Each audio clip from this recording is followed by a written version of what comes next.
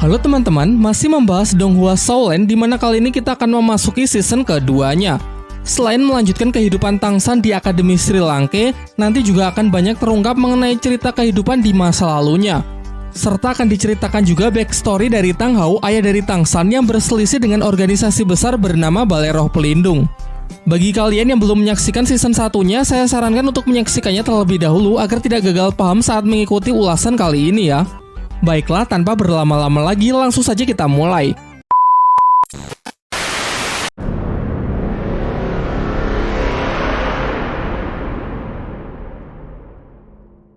Setelah Tangsan berhasil mengalahkan Meng Yiran, ia segera memulai proses kultivasi untuk mendapatkan cincin roh ketiganya, yang nampaknya proses tersebut sangatlah berat. Kita beralih ke tempat ayah Tangsan yang tengah flashback, mengenang masa lalu kelamnya dalam pertempuran melawan Balai Roh Pelindung. Diperlihatkan kala itu Tang Hao muda tengah berlari bersama Ah Yin, sang istri yang sedang menggendong seorang bayi yang tak lain adalah Tangsan kecil. Mereka berusaha melarikan diri dari kejaran orang-orang Balai Roh Pelindung yang masing-masing dari mereka bergelar Dao Luo. Salah satunya adalah Mas Roh, pemilik kekuatan roh hantu berwujud bayangan hitam. Dengan susah payah Tang Hao melakukan perlawanan sekuat tenaga menggunakan senjata andalannya, yakni palu Hou-Tien. Meskipun ia bertarung sembari melindungi sang istri dan Tangsan bayi, ia berhasil mendesak lawannya dengan hantaman palu Hou-Tien yang mengakibatkan semburan magma. Namun muncul lagi master roh lain yang tak kalah kuat. Ia merupakan pengguna kekuatan roh pelindung bunga krisan yang menyerang menggunakan senjata-senjata roh yang tajam dan mematikan. Digempur dengan serangan-serangan dahsyat tersebut, Tang Hao masih bisa menahannya karena meskipun sama-sama bergelar Dao Luo, dua master roh tersebut bukanlah tandingannya.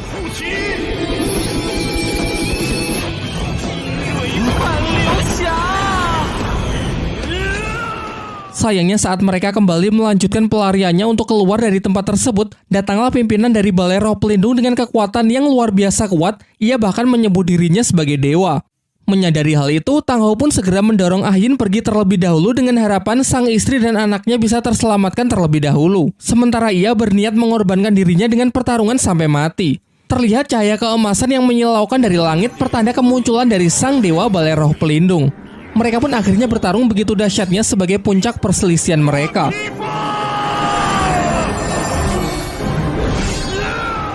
Diadulah kekuatan roh pelindung mereka masing-masing. Sebenarnya Tang Hao lah yang lebih unggul dari pimpinan Balai Roh Pelindung dalam duel 1 lawan 1 tersebut. Akan tetapi saat ingin menghabisinya, tiba-tiba dua anak buah yang bergelar Dao Luo tadi menyatukan kekuatannya untuk menekan Tang Hao, sehingga sekarang ialah yang kembali terdesak. Ketika Tang Hao sudah berada di ujung maut, Ah Yin tiba-tiba saja kembali untuk menolongnya. Sayangnya keadaan menjadi semakin buruk saat pasukan dari Balai Roh Pelindung pun juga semakin banyak berdatangan untuk mengepung mereka berdua. Sampai pada akhirnya, Ah Yin yang merasa tidak punya pilihan lagi memutuskan untuk menyerahkan bayi Tangsan kepada Tang Hao dan berpesan agar Tang Hao merawatnya. Sementara ia akan mengorbankan dirinya dengan menyerahkan seluruh kekuatan miliknya kepada Tang Hao, sehingga ia harus rela kembali menjadi rumput biru perak kecil. Karena hasil latihannya selama ratusan ribu tahun ia berikan kepada Tang Hao dalam wujud cincin siluman roh berwarna merah berusia 100.000 tahun. Tang Hao yang sebenarnya tak menginginkan pengorbanan Ah Yin pun juga tak bisa berbuat apa-apa. Kini yang bisa ia lakukan hanyalah memenuhi permintaan terakhir dari istrinya tersebut untuk menjaga dan merawat Tangsan. Kembali ke masa sekarang, dari sisa benih Ah Yin yang dulu sempat ia tabur telah tumbuh baik di sebuah padang rumput. Tang Hao lalu menceritakan mengenai Tangsan yang kini telah tumbuh semakin dewasa dan semakin mirip dengan Ah Yin. Ia juga menceritakan mengenai Xiaowu, gadis yang selalu bersama dengan putranya tersebut. Ia berharap kalau mereka kelak tak akan bernasib sama dengan kedua orang tuanya, mengingat Xiaowu juga merupakan siluman roh yang telah berevolusi menjadi manusia. Kini karena Tangsan sudah memiliki banyak teman dan para guru yang sangat peduli terhadapnya, Tang Hao pun merasa lega dan tak perlu mencemaskannya lagi, sehingga sekarang ia bisa melakukan hal yang dari dulu sangat ingin ia lakukan, yaitu pergi ke Balai Roh Pelindung untuk menuntut balas. Setelah perpisahan tersebut, ia pun bergegas untuk memulai perjalanannya. Scene beralih ke hutan Sindu memperlihatkan pasangan naga Mengsu yang begitu mengagumi kehebatan para murid Akademi Sri Lanka, khususnya kepada Tangsan.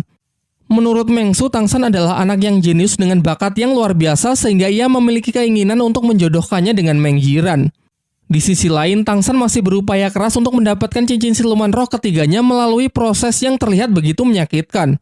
Di tengah ketegangan itu, tiba-tiba Xiaowu kembali yang sontak mengejutkan mereka semua.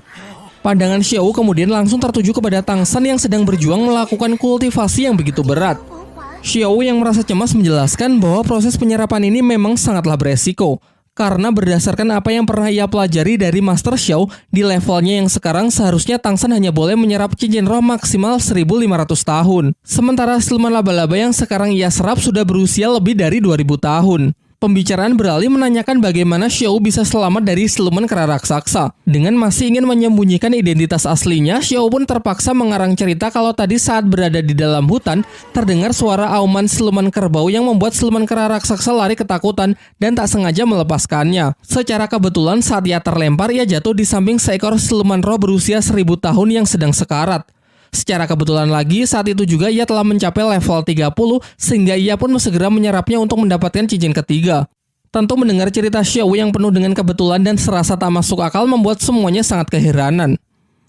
Di waktu yang bersamaan, Master Xiao memenuhi undangan dari Flander untuk datang ke Akademi Sri Langke.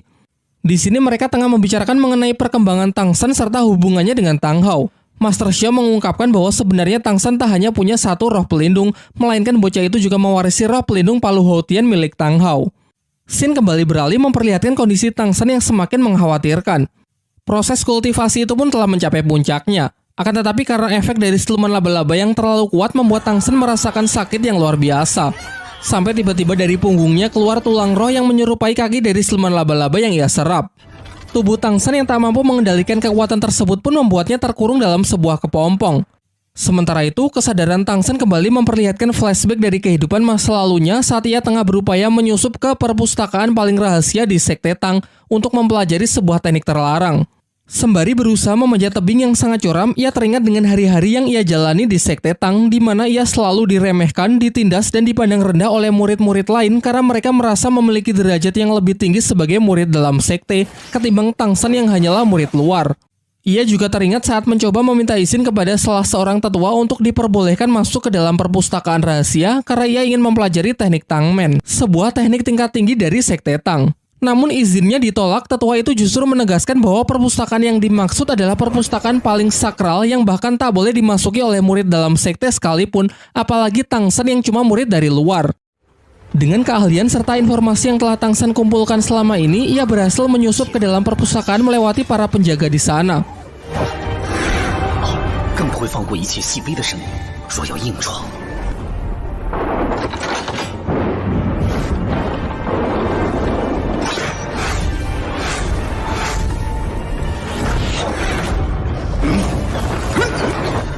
Sampai tibalah ia di lantai ketiga, tempat di mana gulungan teknik rahasia Tangmen disimpan. Saat ia berhasil membuka gulungan tersebut, ternyata keberadaannya sudah diketahui oleh tetua besar Tang Lan yang merupakan pimpinan tertinggi di Sekte Tang sekaligus penjaga dari tempat ini. Tang San yang menyesali perbuatannya menyatakan siap menerima hukuman apapun, bahkan meskipun ia dihukum mati. Namun sang tetua justru menyelamatkannya. Kemudian ia justru menjelaskan mengenai Sekte Tang yang semakin hari semakin lemah. Padahal sekte ini dulu adalah sekte terkuat yang sangat disegani oleh semua orang. Alasannya sudah jelas, karena para generasi baru dalam sekte yang terlalu menyombongkan dirinya dari para murid luar, padahal mereka sama sekali tidak berbakat. Hal ini berakibat pada hilangnya banyak teknik rahasia dari Sekte Tang karena para generasi tersebut tak cukup kuat untuk bisa mempelajarinya. Sehingga ia merasa bahwa kehadiran dari Tang San dengan bakat yang luar biasa mungkin bisa menjadi harapan baginya untuk bisa mengubah Sekte Tang dan membawanya mendapatkan kejayaannya kembali. Scene beralih ke masa sekarang memperlihatkan kondisi Tang San yang semakin membaik dan akhirnya proses kultivasinya pun telah selesai. Isak tangis haru menyertai momen tersebut. Kemudian Tang San menunjukkan tulang roh berwujud kaki laba-laba yang keluar dari punggungnya, yang bahkan ia sendiri tidak bisa menjelaskan kondisi apa yang sebenarnya telah terjadi. Saat mereka hendak meninggalkan hutan, tiba-tiba mereka diserang oleh segerombolan siluman laba-laba kecil yang sepertinya anak-anak dari siluman laba-laba yang telah dibunuh Tang San. Semuanya pun mulai panik karena kekuatan mereka masih belum pulih dari pertarungan sebelumnya. Lalu Tang San berinisiatif untuk memberikan mereka masing-masing senjata rahasianya karena dengan senjata tersebutlah ia dapat menghabisi siluman laba-laba sebelumnya. Dan benar saja, senjata dari Tang San sangatlah membantu dalam menghadapi para siluman laba-laba kecil. Senjata itu sangat efektif, bahkan untuk tipe support seperti Oishike pun bisa dengan mudah menggunakannya.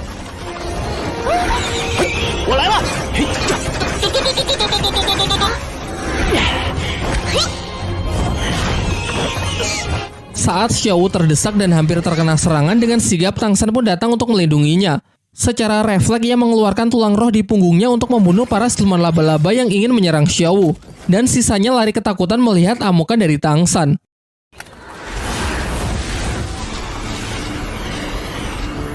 Singkat cerita, mereka semua pun berhasil kembali ke Akademi Sri Lanka.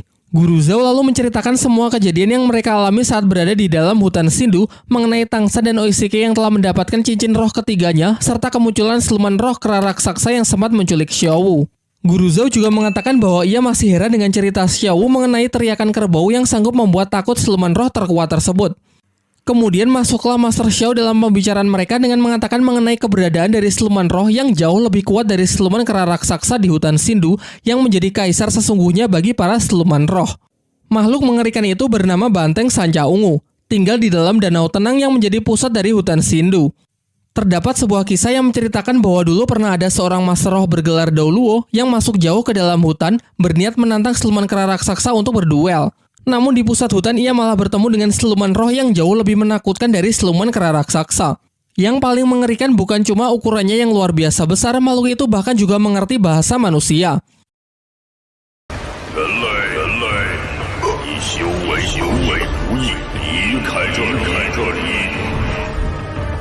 Pembicaraan kemudian beralih membahas mengenai Oishike yang telah mendapatkan cincin ketiga dari siluman ular terbang, serta Tang San yang juga telah mendapatkan cincin roh ketiganya dari siluman laba-laba, meski anak itu masih belum bisa mengendalikannya. Pembicaraan itu pun ditutup dengan Master Xiao yang mengatakan kalau mungkin kelak kekuatan dari Tang San akan bisa melampaui Tang Hao. Di sisi lain kita diperlihatkan Tang San yang sedang memikirkan ingatan dari masa lalunya. Ia seakan bisa berkomunikasi dengan dirinya di masa lalu yang membuatnya bertekad untuk mulai membangun sekte Tang di dunia baru yang ia tinggali saat ini. Keesokan harinya, Flander mengumpulkan semua murid untuk memperkenalkan Master Xiao sebagai guru baru yang akan mengajar di Akademi Sri Lanka. Semuanya pun menyambutnya dengan gembira, khususnya Tang San dan Xiaowu yang memang lebih dulu mengenalnya. Namun dalam acara tersebut tiba-tiba Tang San berteriak agar semuanya segera menjauh. Dan benar saja, kekuatan dari tulang roh miliknya lepas kendali dan naasnya serangan tersebut mengenai lengan Mang Haojun.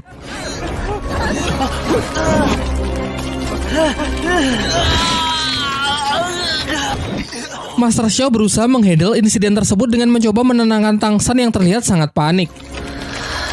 Sementara itu, Mang Haojun yang lagi apes kondisinya semakin buruk karena serangan dari tulang roh Tang San sangatlah beracun.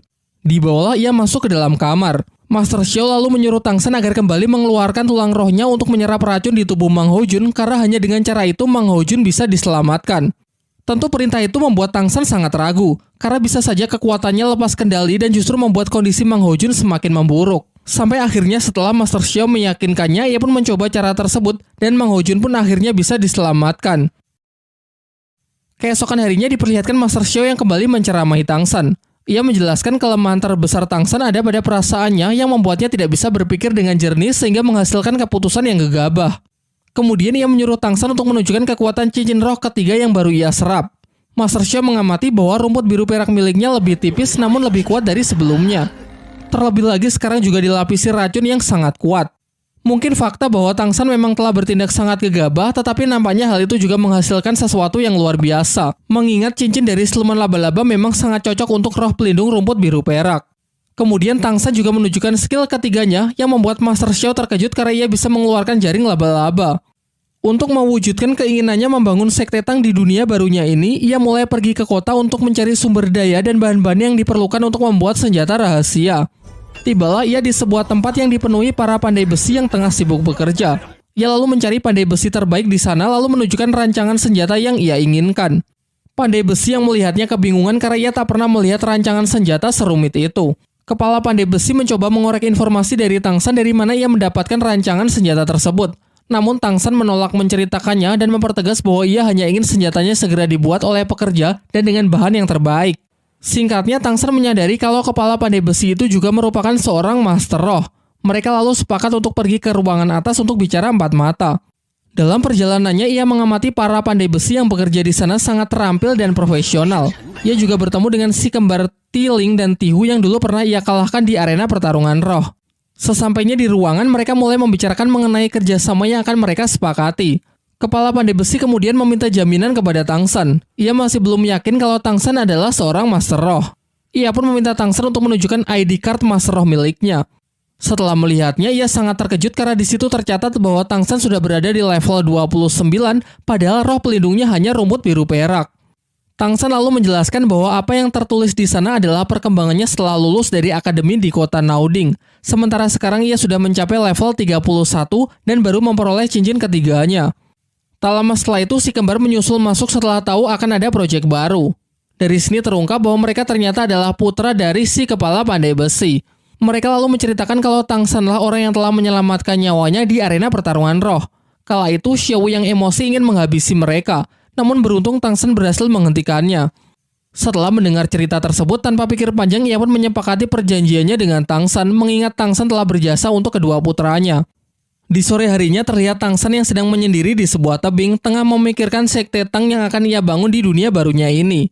Tak lama setelah itu, Xiao Wu datang menghampirinya dan bertanya tentang apa yang sedang dipikirkan oleh Tang San. Namun Tang San berbohong dengan mengatakan kalau ia sedang memikirkan ayahnya dan juga Xiao Wu. Sayangnya ketika baru mulai adegan romantis, tiba-tiba mereka dipanggil oleh teman-temannya.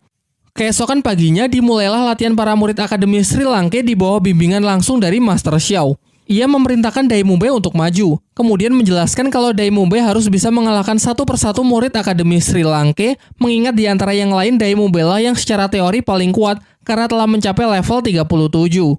Yang akan menjadi lawan pertamanya adalah Tang San. Namun Master Xiao melarang Tang San untuk menggunakan kekuatan cincin roh ketiga dan senjata rahasianya. Hal ini membuat Dai Mubei protes. Menurutnya tidak akan adil karena Tang San memiliki level lebih rendah darinya. Selain itu akan percuma latihan bertarung jika harus membatasi kekuatan. Akhirnya Master Xiao pun membatalkan aturannya sehingga mereka bebas menggunakan apapun kemampuan mereka. Setelah mendapatkan aba-aba dari Master Xiao, pertarungan pun dimulai. Seperti biasa, Tang San melancarkan serangannya terlebih dahulu menggunakan rumput biru peraknya. Berkat cincin roh dari siluman laba-laba, kini tali akarnya menjadi lebih tipis namun menjadi jauh lebih kuat. Sebagai tipe crowd control, Tang San jelas tahu bahwa ia tak akan bisa menang jika berhadapan langsung dengan tipe fighter seperti Dai Mubei. Oleh karena itu, ia stay menjaga jarak dan terus mencoba mengendalikan jalannya pertarungan.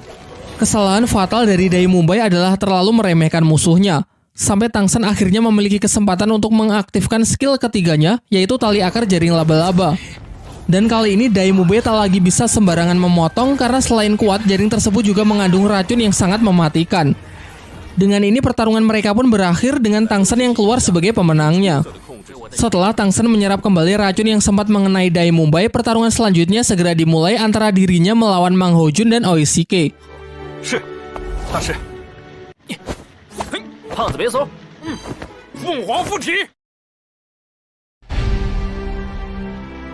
Serangan pertama, Dai Mubei masih menahan dirinya dengan hanya menggunakan 2 cincin rohnya saja. Namun serangan tersebut dapat diatasi oleh Mang Hojun dengan hampir mengeluarkan seluruh tenaganya. Cukup untuk menekan Dai Mubei karena ia tak mempertimbangkan kalau api Mang Hojun telah meningkat semenjak dari hutan Shindu. Serangan berikutnya barulah Mubei menggunakan kekuatan cincin roh ketiganya yang secara teori tak akan bisa Mang Hojun atasi karena disinilah letak perbedaan kekuatan mereka. Namun lagi-lagi ia meremehkan lawannya. Mubei lupa kalau di pihak Mang Hojun terdapat Oishike yang secara terus-menerus dapat mensuplai energi untuk Mang Hojun, sehingga meski menggunakan tenaga penuh di setiap serangannya, Mang Hojun tidak khawatir akan kehabisan tenaga. Terlebih lagi ia tahu betul apa yang menjadi kelemahan dari Dai Mubei. Mubei adalah tipe petarung jarak dekat dan serangan gelombang jarak jauhnya hanya memiliki radius 10 meter saja, sehingga asalkan mereka bisa tetap menjaga jarak, kemungkinan menang mereka akan jauh lebih besar. Sekarang yang bisa dilakukan Dai Mubei hanya bertahan sampai efek sosis terbang milik Oishike habis. Namun itu pun juga tak akan mudah karena Mang Hojun terus mendapatkan suplai energi dari Oishike sehingga serangannya bisa ia spam secara terus-menerus dari udara tanpa khawatir akan kehabisan energi. Di waktu yang bersamaan, Master Xiao memerintahkan Tang San untuk sparring melawan Xiao Wu agar sama-sama menunjukkan skill ketiganya. Pertarungan mereka pun dimulai. Tang San pun cukup dibuat kewalahan di awal oleh Xiao Wu mengingat ia sudah lama tak berlatih bertarung dengannya. Ia kehilangan fokus setelah terkena serangan mata genit, skill kedua milik Xiao Wu. Ini menjadi kesempatan bagi Xiao Wu untuk segera mendaratkan serangan. Menanggapi hal itu, Tang San juga bertindak cepat untuk melindungi dirinya menggunakan skill ketiga jaring laba-laba. Namun penghalang itu dapat dengan mudah Xiao Wu terobos karena skill ketiganya ternyata adalah teleportasi. Ketika Xiao Wu sudah hampir menang, Tang San menggunakan jaring laba-labanya secara tiba-tiba yang membuat keduanya jatuh dengan posisi sama-sama terikat. Pada waktu itu juga Master Xiao segera menghentikan pertarungan dari para muridnya tersebut. Semuanya kemudian dikumpulkan untuk mendengarkan penjelasannya mengenai kesalahan-kesalahan yang mereka lakukan. Dai Mubei sempat protes. Menurutnya pertarungan tersebut tidak adil karena dirinya yang sudah kehabisan energi saat melawan Tang San harus berhadapan dengan Mang Hojun dan Oishike yang dalam kondisi prima. Namun Master Xiao mengingatkan bahwa di pertempuran yang sesungguhnya musuh tak akan menunggu sampai ia memulihkan dirinya. Setelah ia panjang lebar menjelaskan kesalahan mereka masing-masing, Master Xiao mengungkapkan kekecewaannya dari performa para murid pada latihan hari ini sehingga ia memutuskan untuk memberikan hukuman kepada mereka. Hukuman tersebut mengharuskan mereka untuk berlari memutari kota sebanyak 10 kali sambil membawa tas keranjang berisi batu tanpa ada yang boleh menggunakan kekuatan roh. Ia kemudian menegaskan bahwa mereka kini adalah sebuah tim, jadi sebelum semuanya selesai maka tak ada yang boleh makan. Kepala Akademi Flander sempat protes kepada Master Xiao karena menurutnya hukuman itu terlalu berat jika para murid dilarang menggunakan kekuatan roh pelindung mereka. Namun Master Xiao menjelaskan bahwa sebenarnya ini bukanlah latihan fisik, melainkan upayanya untuk melihat sudah sejauh mana hubungan baik antar murid sebagai sebuah tim yang solid. Di tengah-tengah hukuman, Tang San mengajak Dai Mubei untuk mengurangi beban teman-teman yang lain karena secara fisik mereka berdua lah yang paling kuat. Mengingat mereka kini adalah satu tim yang harus menguatkan satu sama lain. Lumayan cukup jauh berjalan, mereka bertemu dengan 3 murid Akademi Changhui yang dulu pernah berselisih dengan mereka. Di sini para murid Akademi Changhui tersebut ingin balas dendam atas perbuatan mereka dulu. Dihajarlah Mang Hojun yang sudah tak berdaya karena sudah sangat kelelahan. Menyaksikan hal itu, Tang San pun langsung bertindak dan dengan mudah bisa menghajar mereka semua.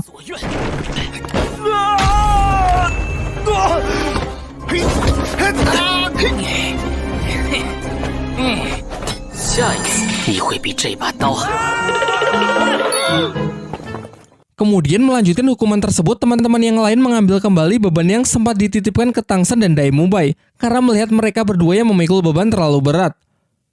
Singkat cerita, setelah berupaya keras melewati masa-masa sulit, mereka semua pun telah menyelesaikan hukuman dan tiba di gerbang Akademi Sri Langke.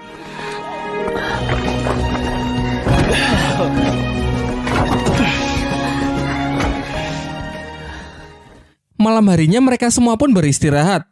Hari demi hari mereka jalani berlatih di bawah bimbingan dari Master Xiao sampai tak terasa 3 bulan pun telah berlalu. Pada suatu pagi, Tang San melihat sebuah kotak di kamarnya yang ternyata berisi senjata rahasia yang dulu pernah ia pesan dari bos pandai besi.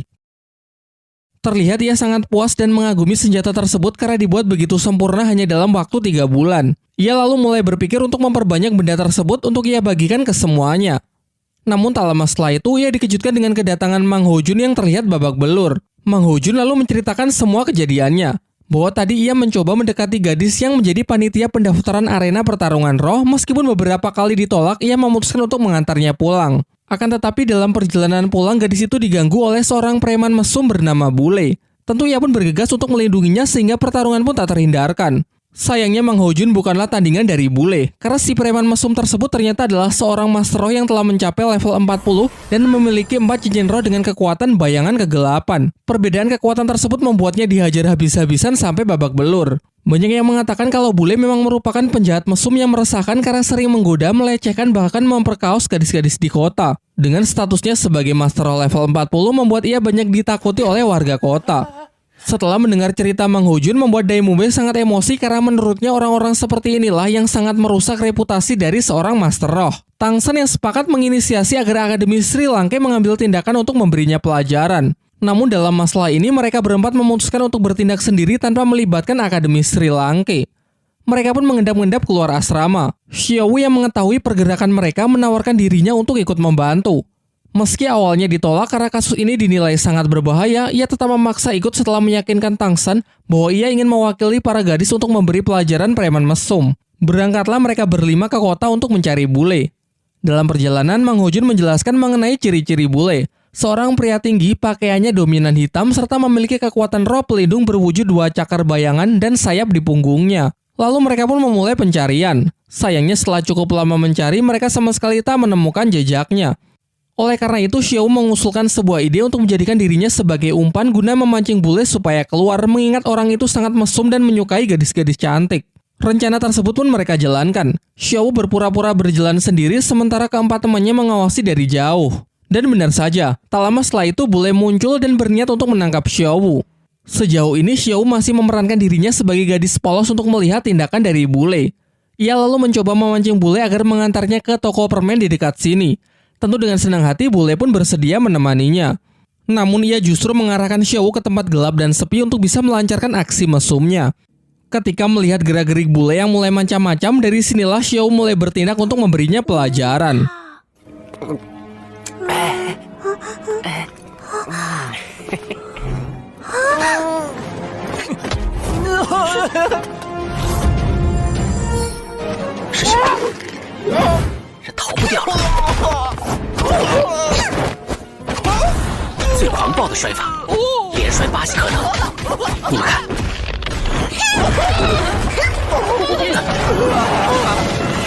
Setelah Xiao menghajarnya hingga babak belur, mereka berniat untuk langsung pulang.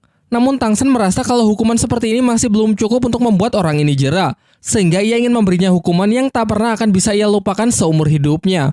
Sementara itu, diperlihatkan Kepala Akademi Flander bersama Master Xiao tengah membicarakan masalah keuangan akademi yang semakin menipis. Hal ini karena metode pengajaran dari Master Xiao selama 3 bulan terakhir ini sangat intens serta terlalu boros dalam memberikan fasilitas kepada para murid sehingga membuat anggaran biaya benar-benar membengkak. Namun Master Xiao mengatakan agar Flander tak merisaukan hal tersebut, karena ia memiliki rencana tersendiri untuk memperbaiki keuangan akademi sekaligus sambil melatih para murid ke tingkat berikutnya. Keesokan paginya saat bule membuka mata, ia mendapati dirinya sedang terikat di atas sebuah tiang dan menjadi tontonan banyak orang. Terlebih lagi posisinya berada di dekat pusat pemerintahan kota sehingga di sana juga banyak prajurit istana yang berseliweran. Tak lama setelah itu, dua temannya yang bernama Ekao dan Tiania datang mencarinya dan bergegas menolongnya saat tahu temannya tersebut sedang terikat dan menjadi bahan tontonan warga kota. Setelah berhasil terlepas, bule membaca tulisan yang ditempelkan Tang Shen di tubuhnya yang di situ tertulis semua pengakuan kejahatan yang selama ini ia lakukan dan berjanji untuk tidak mengulanginya lagi. Bukannya menyadari kesalahannya, hal ini justru membuatnya semakin emosi dan bertekad bahwa ia pasti akan membalas dendam. Di sisi lain, semua murid Akademi Sri Lanka berkumpul untuk menerima latihan tahap kedua di bawah bimbingan dari Master Xiao. Master Xiao kemudian menjelaskan bahwa arena pertarungan roh akan menjadi tempat latihan mereka selanjutnya, mengingat mereka juga sudah cukup berpengalaman bertarung di sana. Ia menjelaskan bahwa kali ini tak akan ada batasan waktu. Latihan akan dinyatakan selesai setelah masing-masing dari mereka mendapatkan lencana perak. Tidak hanya mengikuti pertarungan 1 lawan 1, melainkan mereka juga harus berpartisipasi dalam pertarungan tim sebagai tim Akademi Sri Lanka. Sebelum berangkat, Master Xiao menyampaikan beberapa aturan yang harus mereka patuhi saat mengikuti pertarungan. Yang pertama, mereka harus menggunakan nama samaran dan tidak diperbolehkan untuk memperlihatkan wajah asli kepada musuh, sehingga mereka harus mengenakan topeng pada setiap pertarungan. Sementara peraturan kedua, dalam pertarungan mereka dilarang menggunakan senjata rahasia. Dan terakhir, mereka diwajibkan mengikuti 2 pertarungan per hari tidak peduli kalah maupun menang. Sesampainya di kota, mereka mulai mendiskusikan rencana untuk bersiap menghadapi pertarungan. Master Xiao menyarankan agar para tipe support membentuk tim 2 orang agar memudahkan mereka memperoleh lencana perak. Oishike memilih berpasangan dengan Dai Mubai, sementara Ning Rongrong sebenarnya ingin dipasangkan dengan Mang Hojun, namun ia lebih memilih berpasangan dengan Su Ying. Setelah itu, Master Xiao mendistribusikan topeng untuk para murid agar mereka kenakan untuk menyembunyikan identitas mereka di atas arena. Dalam pertarungan tim, mereka akan menggunakan nama 7 monster Sri Lanka.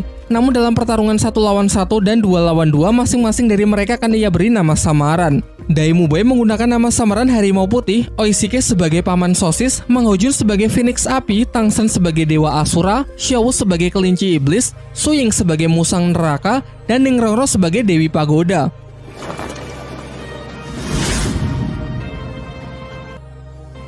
Singkat cerita, dengan masing-masing skin barunya, para murid Akademi Sri Lanka pun memasuki arena pertarungan.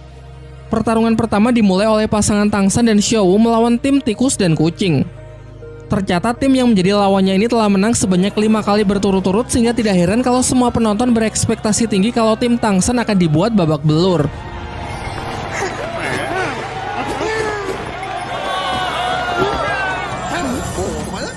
Mengandalkan lemparan dari rekannya, kucing menyerang dengan kecepatan tinggi. Tang Shen dengan mudah menghindarinya, sementara Xiao bertugas menyerang musuh yang lain. Giliran Tang Shen menggunakan tali akarnya, ia bisa mengikat Master Roh Kucing untuk mengatasi kecepatannya. Akan tetapi rekan tikusnya bergegas datang dan langsung memotong tali tersebut. Merasa tidak punya pilihan lagi, tim kucing dan tikus menggunakan jurus andalan mereka, yakni jurus kombinasi tornado darah.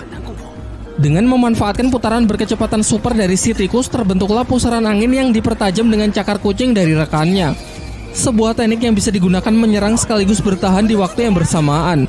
Menanggapi serangan itu, Tang Shen pun menggunakan skill keduanya, yaitu tali akar parasit, sebuah teknik di mana ia mampu menumbuhkan tali akarnya di permukaan kulit target, kemudian melilitnya dengan kuat.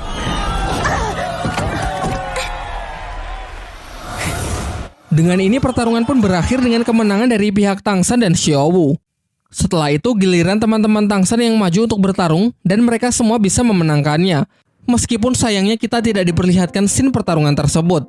Beberapa lama setelah itu pertarungan berikutnya adalah pertarungan tim yang melibatkan seluruh siswa Akademi Sri Lanka. Dalam briefingnya, Master Xiao menjelaskan mengenai pentingnya kerjasama tim demi memenangkan pertarungan kali ini. Mengingat lawan mereka yang pastinya akan jauh lebih kuat dibandingkan saat mereka bertarung secara individu. Walaupun Dai Mubai adalah ketua kelas, namun ia mengakui kehebatan Tangsan dalam menyusun strategi sehingga ia menyerahkan pengaturan formasi kepadanya. Tangsan lalu menjelaskan bahwa Dai Mubai, Su Ying, dan Xiaowu akan menjadi penyerang di garis depan. Ia akan berada di tengah sebagai pendukung, tepat di belakangnya adalah dua support Oishike dan Ning Rongrong, sementara di garis paling belakang akan diisi oleh Mang Hojun yang mempunyai tugas utama untuk melindungi para support tersebut. Singkat cerita, setelah melakukan prepare, mereka pun naik ke arena pertarungan, dan kali ini yang akan menjadi lawan mereka bernama tim petarung Badak Gila. Sebelum pertarungan dimulai, kita diperlihatkan scene flashback saat tim Sri Lanka tengah bersiap-siap naik ke arena, salah seorang tim petarung gila menghampiri mereka. Di sini orang itu bertindak kurang sopan dengan mencoba menggoda Su Ying. Melihat itu, Dai Mubai yang tak terima ingin menantangnya untuk berduel. Untung saja ketika suasana semakin memanas, datang seorang panitia yang melerai kedua belah pihak. Ia mengancam kalau mereka membuat keributan maka mereka akan didiskualifikasi. Sebelum pergi, panitia itu mengatakan kepada para murid Sri Lanka bahwa yang akan menjadi lawan mereka merupakan pemegang rekor tak terkalahkan semenjak datang ke tempat ini. Selain itu, mereka juga terkenal sangat kejam. Yang menjadi lawan mereka selama ini kalau tidak mati pasti akan terluka sangat parah. Oleh karena itu, ia menyarankan jika tim Sri Lanka sudah terdesak, akan jauh lebih baik jika segera menyerah. Namun peringatan itu tentu sama sekali tak menurunkan tekad Dai Mubai dan para siswa Akademi Sri Lanka lainnya. Kembali ke masa sekarang, kini kedua tim sudah berada di dalam arena dan siap untuk memulai bentrokan pertarungan tim 7 lawan 7. Kemudian mereka pun menunjukkan kekuatan roh pelindung mereka masing-masing. Tangsan menugaskan Dai Mubai untuk buy one melawan ketua tim yang memiliki kekuatan roh pelindung badak hutan.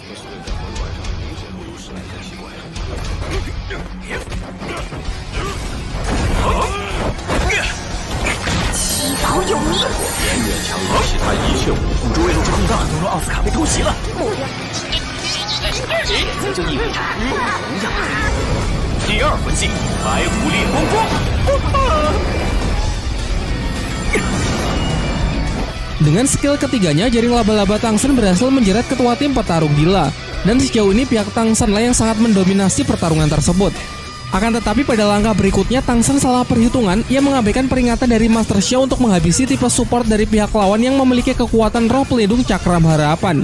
Setelah orang tersebut berhasil menyelesaikan persiapan tekniknya, kini masing-masing dari anggota tim petarung Badak Gila mendapatkan buff kekuatan dan kecepatan secara signifikan.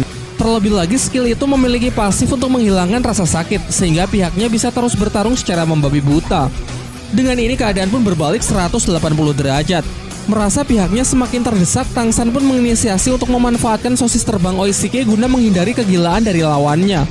Namun masalahnya skill Oishike juga tak akan bisa bertahan lama. Terlebih lagi pihak lawan yang tak kehabisan akal, mereka masing-masing mendesak pihak Tangsan dengan menggunakan serangan bebatuan. Kondisi semakin diperparah dengan Ning Rongrong yang terkena jeratan jaring laba-laba dari si musuh wanita. Beruntung saat akan menghantam pilar, Oishike datang untuk melindunginya. Karena durasi sosis terbang hampir mencapai batasnya, Tangsan meminta Oishike untuk membuatkannya lagi. Sayangnya sekarang kekuatan Oishike sudah terkuras habis sehingga ia hanya bisa membuat satu sosis lagi. Tangsan berencana memakan sosis terakhir tersebut, sementara teman-temannya ia perintahkan untuk keluar dari arena karena ia ingin menyelesaikan pertempuran seorang diri. Teman-temannya pun menurutinya untuk keluar arena dan mempercayakan semuanya kepada Tangsan. Menurut pengamatan Tangsan, ia menyadari kalau semua musuh yang mendapatkan buff memasuki mode setan yang artinya meski kekuatannya meningkat drastis, namun perlahan kesadaran mereka mulai menghilang. Sehingga target utama Tangsan adalah untuk mengalahkan si wanita laba-laba yang menjadi satu-satunya anggota tim yang terjaga.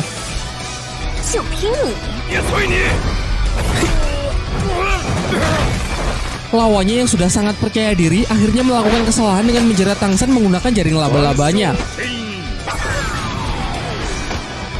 Tanpa terduga-duga, Tangsan justru menyerap kekuatan tersebut dan menarik lawannya ke arahnya.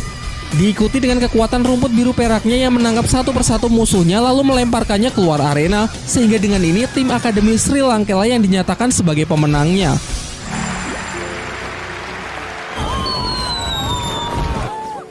史莱克七怪之一，千手修罗。今天我们大获全胜。走。 Pasca pertarungan tersebut, mereka semua pun berkumpul untuk melakukan evaluasi. Para murid Sri Lanka meminta maaf karena sepanjang pertarungan mereka telah banyak melakukan kesalahan. Namun Master Shio mengungkapkan kalau ia cukup puas dengan pertarungan yang mereka sajikan. Pasalnya dari awal saja tim Sri Lanka bisa dengan lancar menguasai jalannya pertarungan meski lawan mereka rata-rata berada di level lebih dari 35. Ia juga menegaskan mengenai keputusan tim untuk hanya menyisakan Tangsen berduel seorang diri di puncak pertarungan adalah keputusan yang tepat. Mengingat saling percaya juga merupakan salah satu bentuk dari sebuah kerjasama tim. Waktu pun terus berlalu. Setiap hari para murid Akademi Sri Lanka menghabiskan waktu latihan mereka untuk bertarung di atas arena pertarungan roh. Mereka pun juga selalu menang dalam setiap pertempuran yang membuat nama mereka semakin naik.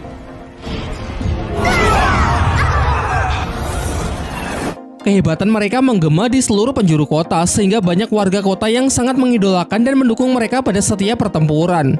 Ketika memasuki pertarungan ke-28, Master Shio kembali mendaftarkan para murid Akademi Sri Lanka untuk segera mendapatkan lencana peraknya. Karena jika hari ini mereka berhasil menang, maka sudah pasti mereka akan mencapai rank tersebut. Namun saat panitia pendaftaran tahu kalau yang Master Shio daftarkan adalah 7 monster Akademi Sri Lanka, ia menjadi sangat excited dan bergegas mengantarnya untuk menemui penyelenggara arena pertarungan roh. Dimulailah pembicaraan mereka. Si penyelenggara mengungkapkan kekagumannya terhadap murid-murid Sri Lanka yang mengukir sejarah baru di tempatnya sebagai tim yang paling lama mendapatkan win streak atau kemenangan beruntun, padahal sebagian anggota tim bahkan belum mencapai level 30. Oleh karena itu, ia menawarkan sebuah kesepakatan dengan Master Shio untuk mengikut sertakan para muridnya tersebut mengikuti turnamen di arena pertarungan pusat. Jika Master Shio sepakat, maka hari ini juga orang tersebut akan memberikan lencana perak untuk tim Sri Lanka. Kemudian si penyelenggara menceritakan masalah sebenarnya yang tengah ia hadapi. Dalam aturannya, setiap arena cabang harus mendelegasikan tim terbaik mereka untuk mengikuti turnamen di arena pusat. Dan sebelumnya yang ia delegasikan adalah tim petarung Badak Gila. Menurutnya untuk saat ini, tim petarung Badak Gila merupakan tim terbaik yang ia miliki.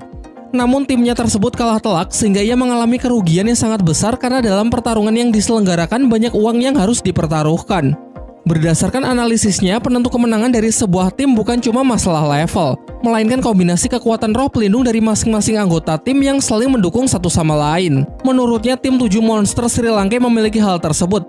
Selain itu, kemenangan tim Sri Lanka sebanyak 27 kali berturut-turut sudah cukup untuk membuktikan kalau mereka memanglah sebuah tim yang sangat kuat. Sehingga dengan alasan itu, ia berencana menjadikan mereka sebagai delegasi berikutnya dengan imbalan sejumlah koin emas. Setelah Master Shio melihat daftar anggota tim yang akan menjadi lawan murid-muridnya, tanpa pikir panjang ia pun menyepakatinya. Setelah itu Master Shio mencoba mendiskusikannya dengan Pak Kepala Akademi Flander. Awalnya Flander menyayangkan keputusan Master Shio yang terlihat terburu-buru menyepakatinya begitu saja. Namun setelah Master Shio menjelaskan bahwa imbalan yang ditawarkan mencapai 10.000 koin emas, jumlah yang sangat fantastis untuk memperbaiki perekonomian akademi, semuanya pun langsung sepakat. Lagi pula menurutnya ini akan menjadi sebuah latihan yang sangat bagus bagi tim Sri Lanka. Mereka lalu mulai menginvestigasi kemampuan dari para anggota tim yang akan menjadi lawan mereka. Tim ini berasal dari Akademi Tiandu. Ketua tim bernama Yu Tianfeng, level 39 dengan kekuatan roh pelindung naga petir biru. Wakil ketua bernama Du Guyan, level 38 dengan kekuatan roh pelindung ular giok. Anggota pertama bernama Osler, level 36 dengan kekuatan roh pelindung macan tutul. Anggota kedua bernama Si Lingling, level 35, tipe support dengan roh pelindung bunga apel. Anggota berikutnya adalah Simo bersaudara dengan kekuatan roh pelindung penyu hitam. Sementara anggota terakhir bernama Yu Feng, kekuatan roh pelindung siulan burung angin dengan level 36. Master Shio kemudian mengatakan akan mengizinkan Tangsen menggunakan tulang rohnya namun tidak dengan senjata rahasianya. Menurut perhitungan Master Shio, persentase kemenangan dari tim Sri Lanka tak lebih dari 30% karena selain kuat dari segi kemampuan individu, lawan mereka juga merupakan tim yang memiliki komposisi begitu lengkap. Ia lalu menyarankan agar para murid mewaspadai ketua dan wakil ketua dari tim lawannya. Karena kekuatan roh pelindung naga biru yang dimiliki Yu Tianfeng adalah jenis paling kuat dari semua jenis hewan buas. Wakil ketua yang bernama Du Guyan juga harus diwaspadai karena roh pelindung ular giok merupakan tipe pengendali yang menggunakan racun yang sangat mematikan. Dalam sejarah dunia dahulu, hanya satu orang Master Roh yang memiliki pengendali racun terkuat yang bisa jadi Du Guyan adalah keturunannya, mengingat sama-sama memiliki roh pelindung ular giok. Ning Rongrong kemudian mengungkapkan mengenai Si Lingling, tipe support yang memiliki teknik healing area memiliki kekuatan penyembuh yang sangat menakjubkan. Sehingga dengan komposisi tim yang nyaris sempurna, nampaknya ia ragu kalau Sri Lanka punya kesempatan. Namun Tang San masih yakin kalau Sri Lanka bisa menang. Di sisi lain, anak-anak Akademi Tiandu juga tengah membahas tim yang akan menjadi lawan mereka berikutnya. Namun mereka sangat percaya diri mau siapapun lawannya pasti dengan mudah bisa mereka kalahkan. Tak lama setelah itu datang guru mereka yang justru mengatakan kalau musuh kali ini tidak akan bisa dianggap enteng karena mungkin memiliki kekuatan yang sepadan dengan mereka. Tim tersebut bernama 7 Monster Sri Lanka dengan kemenangan 27 berturut-turut dan baru saja mendapatkan lencana perak. Sebelum pergi, sang guru berpesan jika tim Tiandu berhasil menang, ia melarang keras untuk menyakiti serius murid-murid Sri Lanka. Termasuk jika nanti mereka sampai terkena racun Duguyan, maka setelah pertarungan Duguyan harus memberikan penawarnya. Ia menambahkan akan memberitahukan alasannya nanti setelah pertarungan.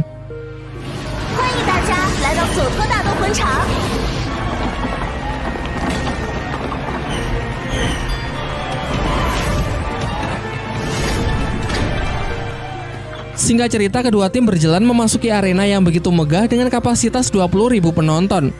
Tidak heran mengingat pagelaran ini merupakan yang terbesar di kota.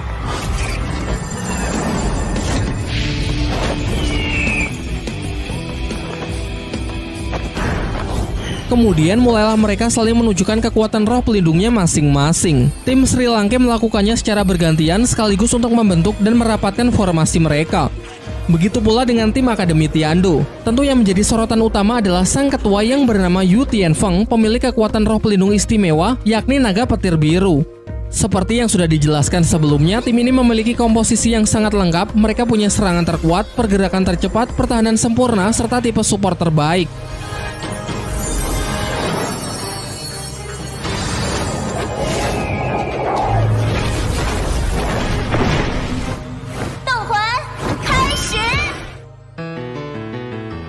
Dai Mubai memulai serangan pertamanya, berniat menghancurkan pertahanan lawan terlebih dahulu. Sayangnya ia tak cukup kuat untuk bisa menembusnya. Kemudian Tianfeng langsung memanfaatkan kesempatan ini untuk menjatuhkan Dai Mubai menggunakan skill pertamanya, yaitu serangan cakar petir. Kilatan dari tekniknya tersebut bahkan dapat menyilaukan seluruh arena. Beruntung Tang San bertindak cepat untuk menarik jauh Dai Mubai sehingga ia terhindar dari serangan fatal tersebut.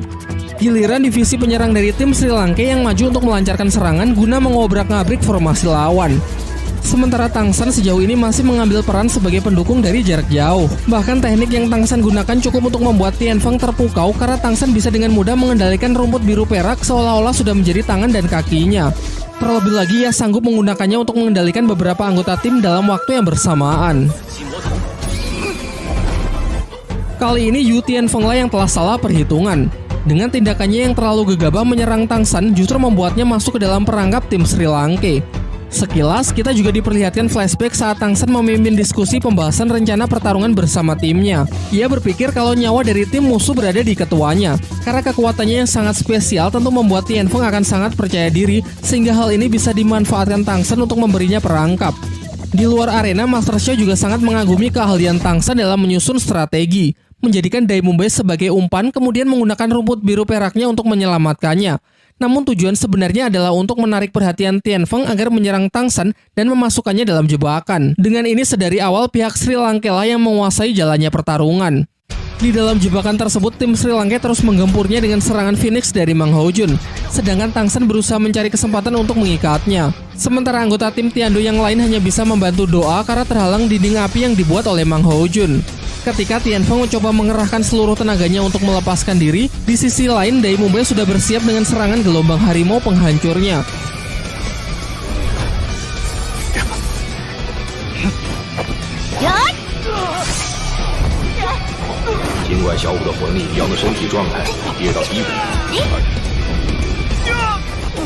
Menyaksikan Tianfeng terluka parah, wakil ketua Duguyan sangat emosi sehingga ia ingin mengakhiri pertempuran dengan serangan racun dari teknik ular giok. Hal ini sempat membuat guru mereka khawatir mengingat racun tersebut yang dapat langsung membunuh lawan dalam sekejap hanya dengan sekali sentuh. Menyadari serangan tersebut, Tang San segera bertindak cepat untuk menarik mundur seluruh anggota timnya.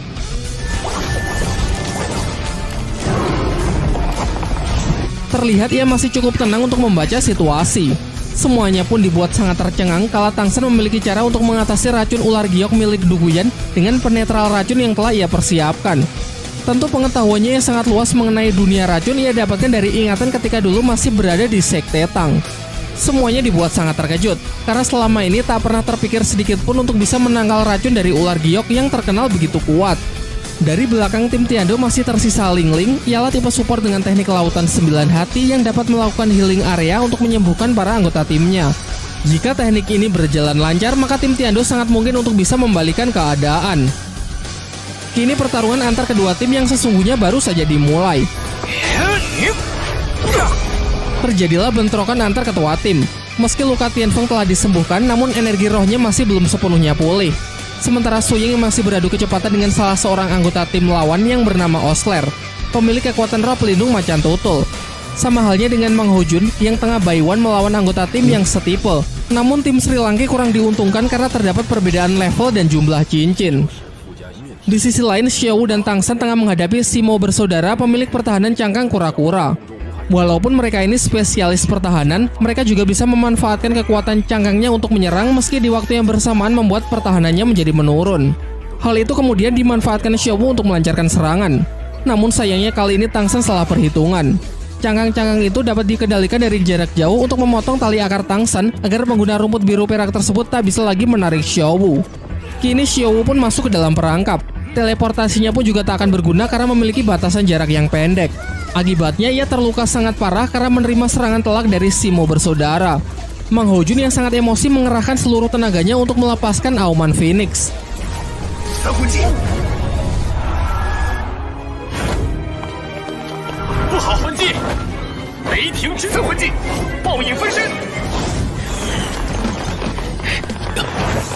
Begitu pula Su Ying dan Dai Mubai menggunakan teknik gabungan roh harimau putih neraka. Teknik tersebut sangatlah kuat yang dapat menggetarkan seluruh arena sekaligus memukul mundur tim Akademi Tiando.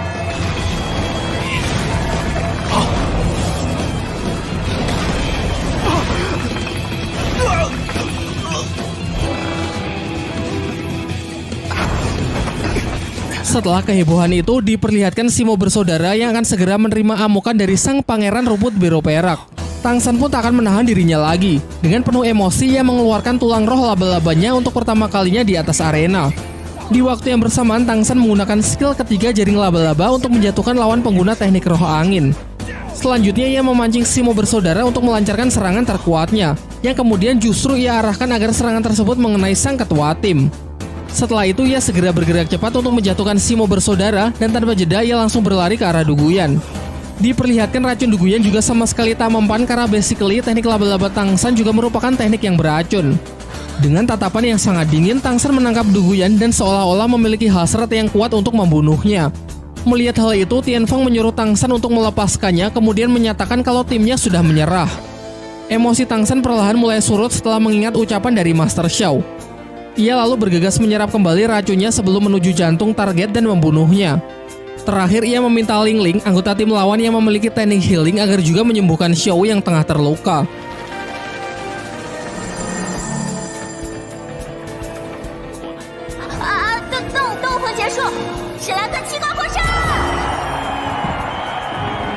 Dengan ini pertarungan pun berakhir dengan kemenangan tim 7 monster Sri Lanka. Setelah tim Akademi Tiando berhasil dikalahkan oleh tim Akademi Sri Lanka, dengan penuh kekecewaan mereka pun saling menyalahkan dirinya sendiri masing-masing. Namun sang guru yang diketahui bernama Xing Ming kembali memberikan mereka semangat bahwa kekalahan ini bukanlah sesuatu yang buruk, melainkan justru menjadi pembelajaran bagi mereka untuk menghilangkan sikap sombong dan takabur, serta membuat mereka terus berlatih agar bisa menjadi lebih baik ke depannya. Sementara itu, di pihak lain, semua murid Akademi Sri Lanka terlihat sangat gembira atas kemenangan yang luar biasa. Dengan ini latihan tahap kedua telah berakhir karena setelah memenangkan pertarungan tersebut, masing-masing mereka sudah berhasil mendapatkan lencana perak. Di tengah pembicaraan, Xing Ming selaku guru dari tim Akademi Tiando tiba-tiba datang dan langsung memberikan hormat kepada Pak Kepala Akademi Flander. Dari sini pun terungkap bahwa Xing Ming ternyata merupakan alumni dari Akademi Sri Lanka, sehingga Flander dan Guru Zhou adalah mantan gurunya. Inilah yang menjadi alasan mengapa kemarin sebelum pertarungan mereka, Xing Ming sempat memperingatkan timnya agar jika mereka menang, mereka tidak melukai serius para murid Sri Lanka. Namun siapa sangka malah timnya lah yang harus menerima kekalahan. Flander kemudian memperkenalkan Xing Ming kepada Master Xiao, yang merupakan guru baru di Akademi Sri Lanka. Akan tetapi ketika Xingming hendak memberikan hormat kepada Master Xiao sebagai guru baru Sri Lanka, Master Xiao justru menolaknya. Flander lalu menjelaskan kalau Master Xiao ini adalah paman dari salah satu murid Xingming yang bernama Yu Tianfeng, sehingga bisa dikatakan kedudukan mereka saat ini setara. Namun terlihat Master Xiao yang merasa sangat tidak nyaman saat Flander membahas hubungannya dengan klan naga tiran petir biru. Master Xiao justru mempertegas bahwa ia dan klan tersebut sudah tidak memiliki hubungan apapun. Selang waktu berjalan, para murid Sri Lanka diperintahkan untuk mengambil hadiah yang sudah dijanjikan penyelenggara pertarungan sebelumnya, sekaligus menukarkan poin mereka untuk mendapatkan lencana perak sebagai tanda kelulusan dari latihan tahap kedua. Setelah poin dihitung, ternyata Tangsan memperoleh poin tertinggi, yaitu di kisaran 5.000-an, sementara yang lain rata-rata hanya sekitar 2.000-an. Hal ini karena selain pertarungan tim dan pertarungan 1 lawan 1, ia juga mengikuti pertarungan 2 lawan 2. Dengan poin sebanyak itu, bisa dikatakan Tangsan merupakan top global dalam pertarungan arena Ro di seluruh dataran Daoluo.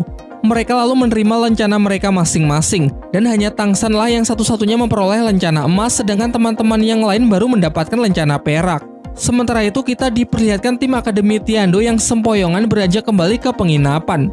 Tiba-tiba di tengah perjalanan mereka dihadang oleh Master Xiao yang mengatakan ingin mengajak Yu Tianfeng bicara empat mata, sehingga Yu Tianfeng menyuruh teman-temannya untuk pergi terlebih dahulu.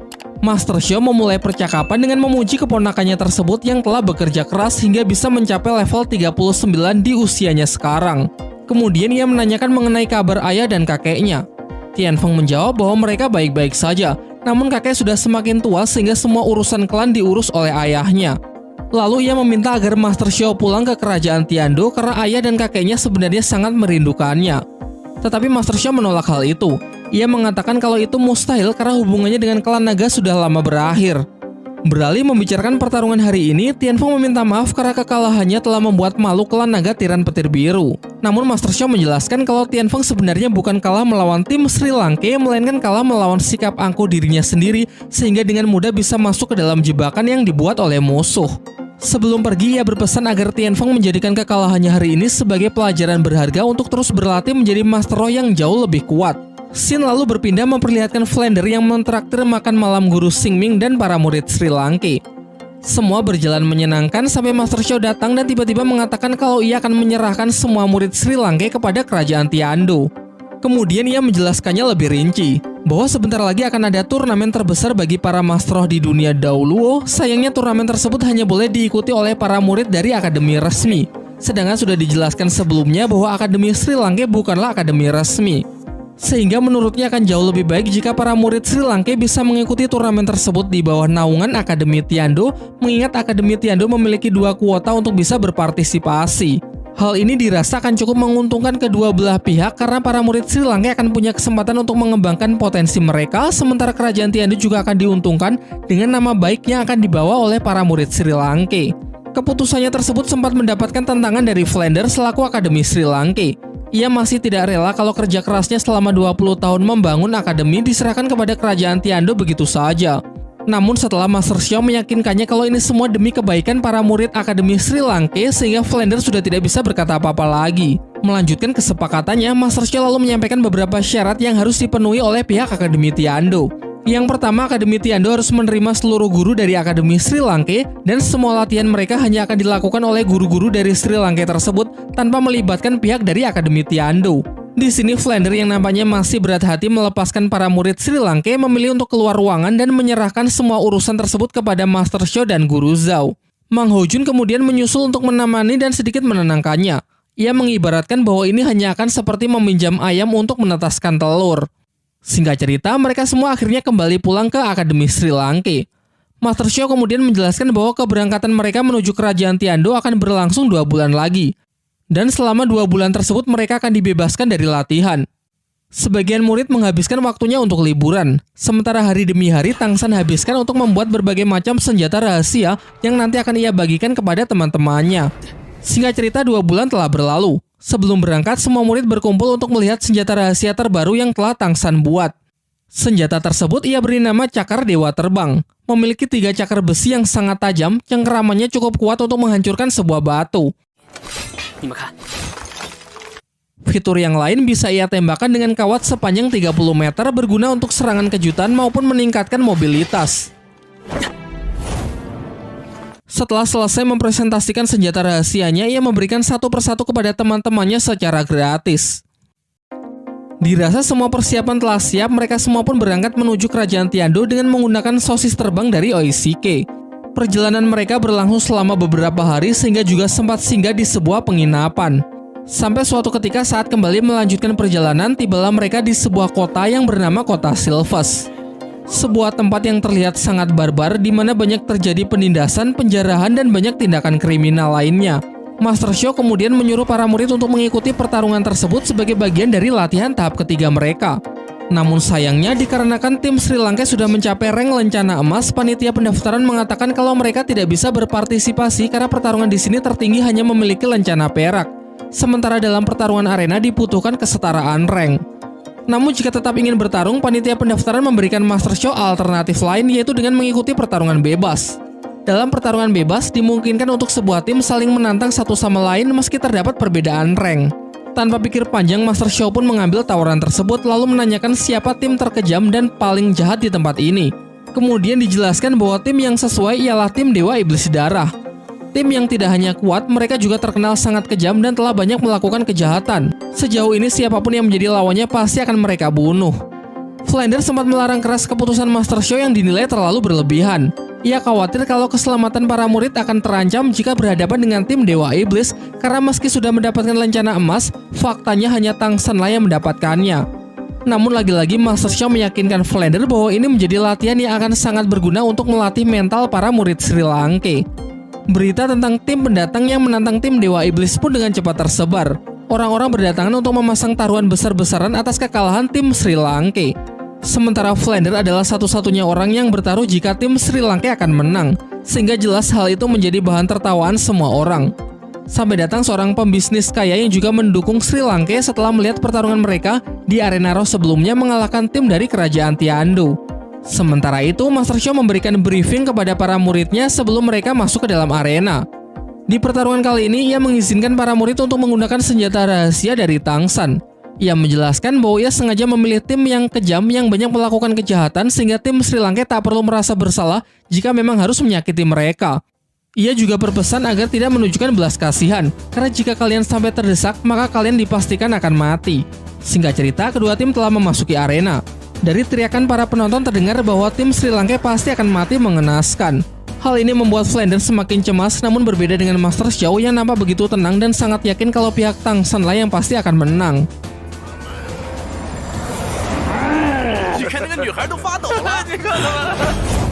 Setelah mendengar aba-aba dari wasit, seluruh anggota tim Dewa Iblis pun serentak maju untuk menyerang tim Sri Lanka. Sementara tim Sri Lanka sudah bersiap dengan senjata rahasianya masing-masing.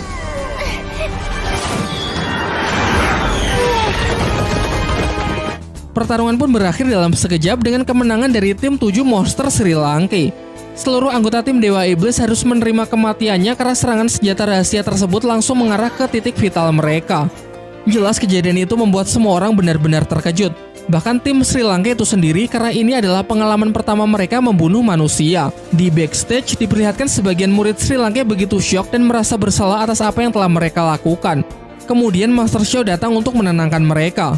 Ia menjelaskan bahwa sebagai seorang Master Roh, cepat atau lambat mereka pasti akan menghadapi situasi seperti ini, sehingga momen ini akan sangat baik untuk mempersiapkan mental mereka. Lagi pula tim Dewa Iblis adalah tim yang sangat kejam, yang sudah banyak membunuh dan membuat banyak orang menderita, sehingga tak perlu merasa bersalah karena mereka memang pantas mendapatkan hukuman.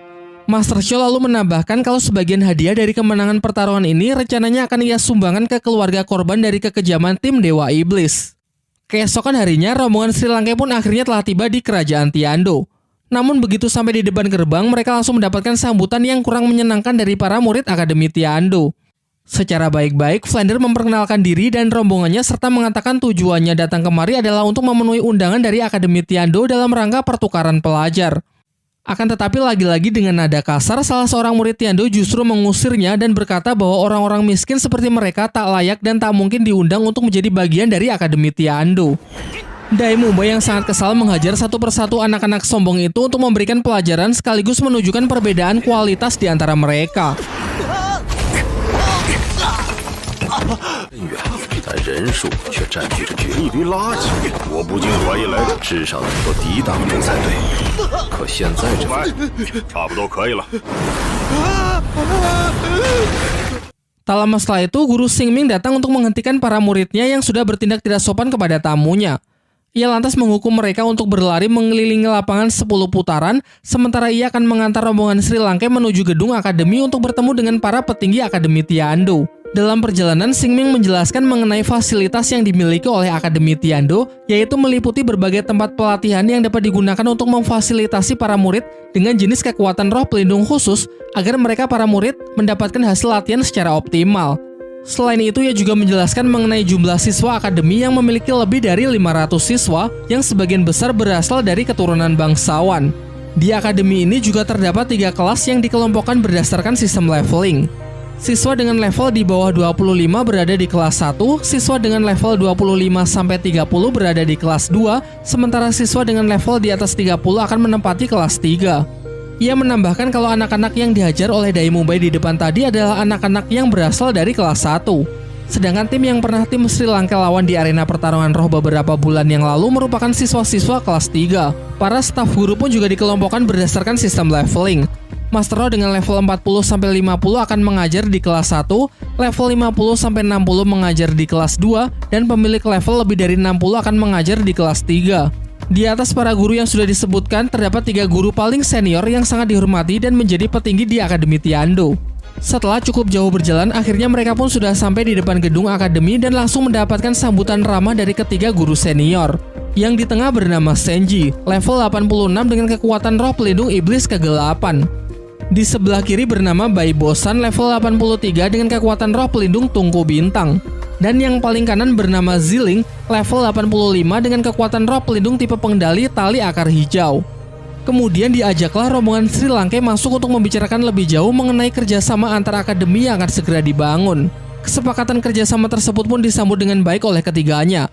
Guru besar Senji pun mengungkapkan kekagumannya mengenai tim Akademi Sri Lanka yang mampu mengalahkan tim terbaik mereka. Ia memuji para murid yang menurutnya memiliki bakat yang sangat luar biasa. Ziling kemudian angkat bicara mengenai informasi yang ia dapat dari Xingming mengenai seorang murid tipe pengendali dari Akademi Sri Lanka yang menjadi kunci kemenangan mereka. Mendengar itu, Master Xiao lalu menyuruh Tangsan maju untuk memperkenalkan dirinya. Namun tiba-tiba Ziling menarik Tangsan kemudian menekannya di bawah kekuatan roh yang ia miliki. Di sini Ziling ternyata hanya ingin menguji sudah sejauh mana tingkat kekuatan roh yang dimiliki oleh Tangsan. Ketika menyaksikan Tangsan yang masih mampu bertahan, secara bertahap ia terus meningkatkan tekanannya untuk menyentuh batasan dari Tangsan. Ia pun dibuat sangat kagum karena di bawah tekanan ini harusnya Tangsan yang cuma berada di level 33 sudah mencapai batasnya. Akan tetapi terlihat ia masih sangat rileks dan mampu menahannya. Ziling pun terpacu untuk terus meningkatkan level tekanannya hingga saat mulai menyentuh level 40, roh pelindung Tangsan pun mulai memberontak. Yang kemudian diikuti oleh keluarnya tulang roh kaki laba-laba dari punggungnya yang sontak membuat ketiga guru senior tersebut sangat terkejut. Setelah pengujian itu, Master Xiao kemudian justru berterima kasih kepada Ziling, karena di bawah tekanannya yang begitu kuat membuat tulang roh di tubuh Tangsan kini bisa semakin menyatu dengan sempurna.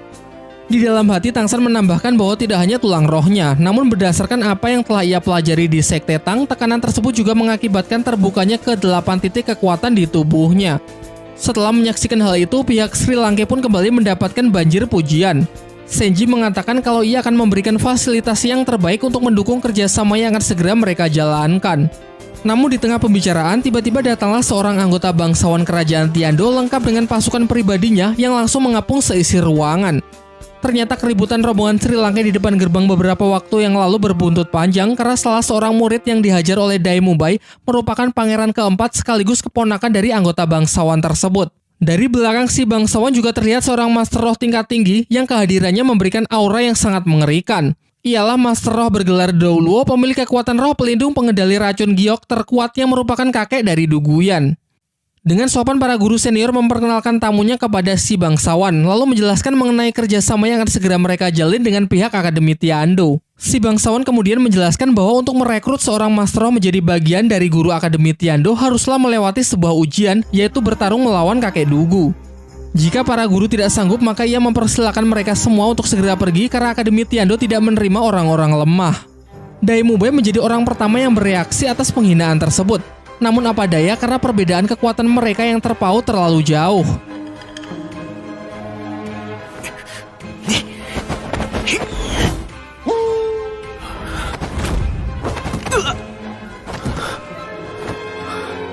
Sudah jelas tak ada satupun orang dari pihak Sri Lanka yang mampu melawannya. Ujian ini adalah bullshit karena si bangsawan sebenarnya hanya ingin mencari-cari alasan untuk mengusir mereka. Tentu hal ini juga membuat ketiga guru senior marah dan tidak terima. Karena meskipun seluruh pendanaan akademi diperoleh dari kerajaan, semua keputusan akademi harusnya tetap tidak bisa diintervensi oleh pihak manapun. Terlebih lagi menghina tamu mereka berarti juga menghina Akademi Tiandou. Oleh karena itu, ketiganya pun serentak menyatakan akan bersedia mewakili Sri Lanka untuk melawan kakek Dugu.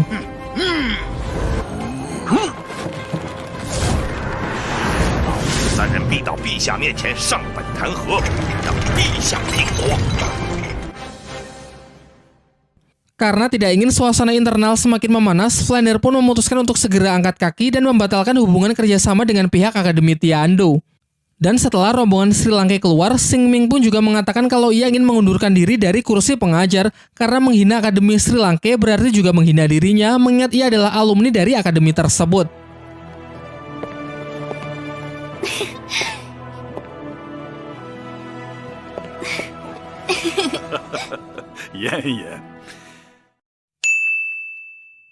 Singkat cerita, rombongan Sri Lanka pun dengan penuh kekecewaan berniat pulang ke akademinya. Di perjalanan, Daimube mengusulkan ide untuk mengembangkan Akademi Sri Lanka menjadi jauh lebih besar.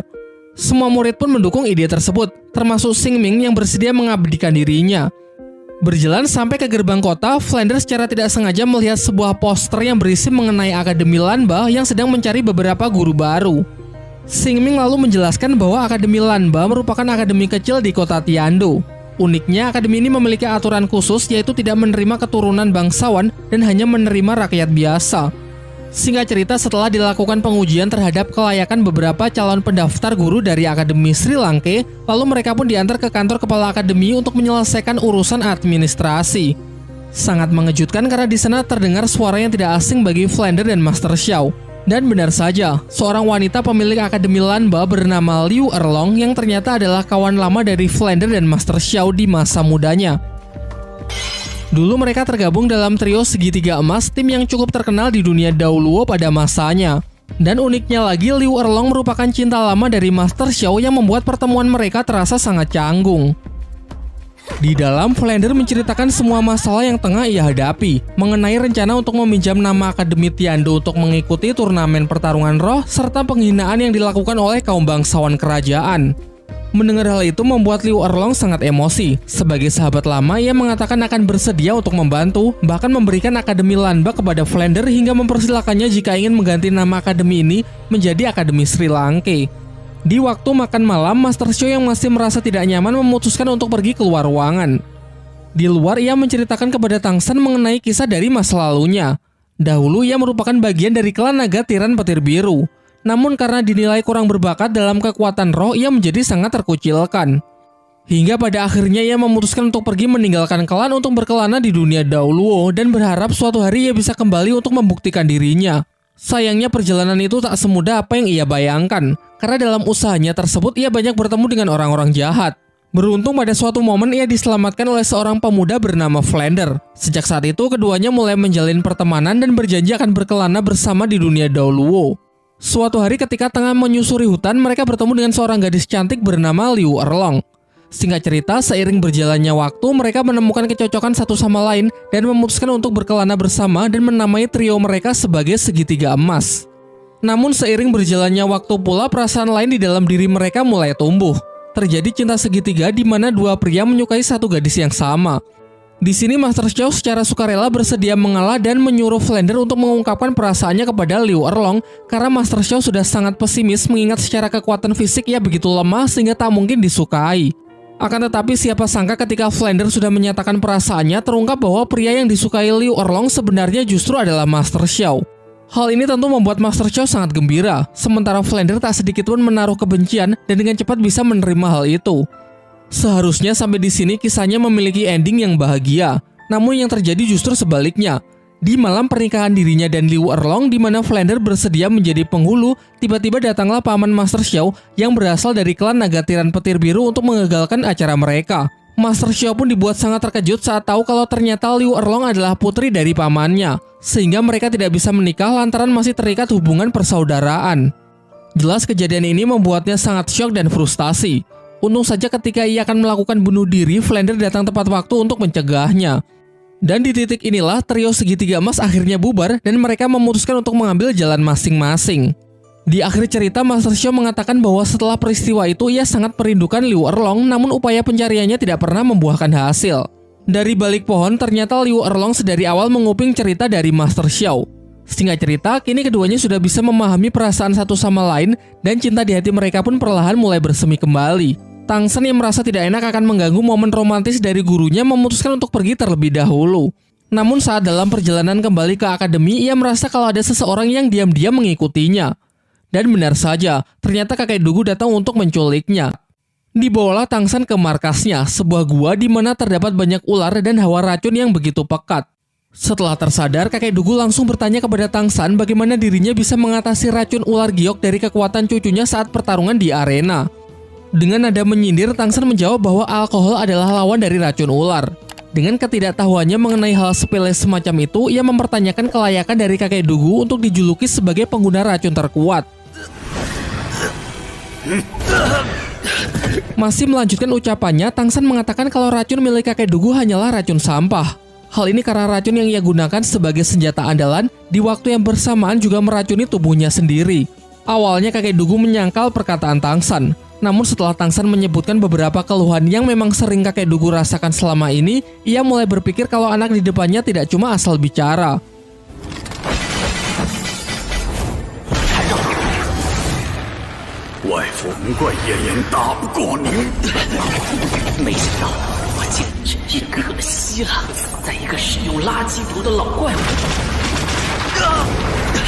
Di saat terdesak, Tang San menjelaskan bahwa kondisi dari kakek Dugu jika dibiarkan semakin lama akan semakin parah. Mungkin kakek Dugu bisa menahannya, namun bagaimana dengan Duguyan, cucu kesayangannya? Menurut Tang San, Duguyan yang secara fisik tidak sekuat dirinya tak akan mampu bertahan lama dengan racunnya sendiri yang terus menggerogoti tubuhnya. Singkat cerita, mereka berdua pun membuat sebuah kesepakatan. Jika Tang San bisa menyembuhkan racun di dalam tubuhnya dan juga cucunya, maka ia akan membiarkannya tetap hidup dan memberikan Tang San 3 permintaan. Namun sebelum memulai kesepakatan itu, ia akan memberikan Tang San sebuah ujian untuk membuktikan kalau Tang San memanglah memiliki pengetahuan mengenai dunia racun. Yaitu jika Tang San mampu bertahan melawan 3 jenis serangan racun miliknya, maka ia baru akan percaya kalau Tang San memang mampu membuatkan penawar untuk ia dan cucunya. Kemudian kakek Dugu membawa Tang San ke kebun miliknya di mana di sana banyak ditumbuhi tanaman obat langka. Di sini ia akan memberi Tang San waktu selama 24 jam untuk menggunakan semua tanaman obat yang tersedia guna mempersiapkan diri sebelum menerima ujiannya. Terlihat Tang San benar-benar mengagumi tempat tersebut karena melimpahnya tanaman obat-obat langka yang bahkan sulit ia temui dulu sewaktu di Sekte Tang. Di pusat tempat tersebut terdapat sebuah danau bernama Danau Es Api, di mana satu danau terbagi menjadi 2 dengan karakteristik yang saling bertolak belakang satu sama lain. Menurut catatan yang pernah ia baca sewaktu di Sekte Tang, danau ini merupakan salah satu tempat suci yang hanya tercipta setiap 10.000 tahun sekali. Namun nampaknya kakek Dugu sendiri tidak begitu paham betapa berharganya tempat yang ia miliki tersebut. Tanpa membuang-buang waktu lagi, ia langsung berusaha memetik tanaman obat di pinggir sisi danau es yang bernama rumput es segi 8. Yang kemudian ia lanjutkan di sisi danau api untuk memetik tanaman obat bunga inti matahari.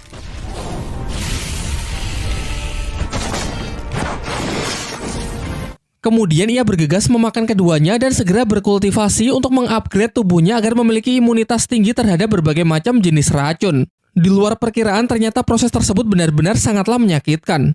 Pertama, ia merasakan sensasi terbakar di sekujur tubuhnya, lalu secara tiba-tiba rasa panas berubah drastis menjadi sangat dingin. Sampai-sampai karena tak tahan dengan hal itu, secara tak sengaja dirinya justru terjatuh ke dalam danau. Di sisi lain, Flander, Master Xiao, dan Liu Erlong yang merasa sangat cemas karena Tang San yang menghilang seharian berupaya untuk mencarinya. Master Xiao menduga kuat kalau orang yang telah menculik Tang San pasti adalah kakek Dugu, mengingat di pertarungan sebelumnya Tang San telah berani mempermalukan cucunya. Singkat cerita, dengan mengandalkan penciuman dari Lao Shen Pao, roh pelindung mutasi milik Master Xiao, mereka berhasil menemukan kediaman dari kakek Dugu. Baru saja sampai, mereka bertiga sudah mendapatkan sambutan yang mengerikan dari racun ular giok dari kakek Dugu. Tanpa basa-basi, Master Xiao langsung menanyakan di manakah kakek Dugu menyekap Tang San.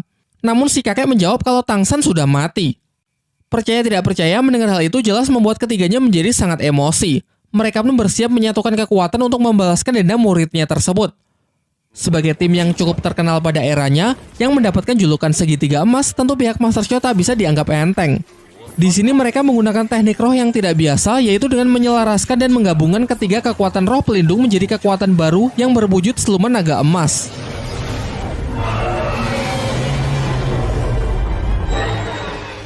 Sementara kakek Dugu juga tak tinggal diam, segera mengeluarkan teknik rahasia, yakni serangan ular giok raksasa.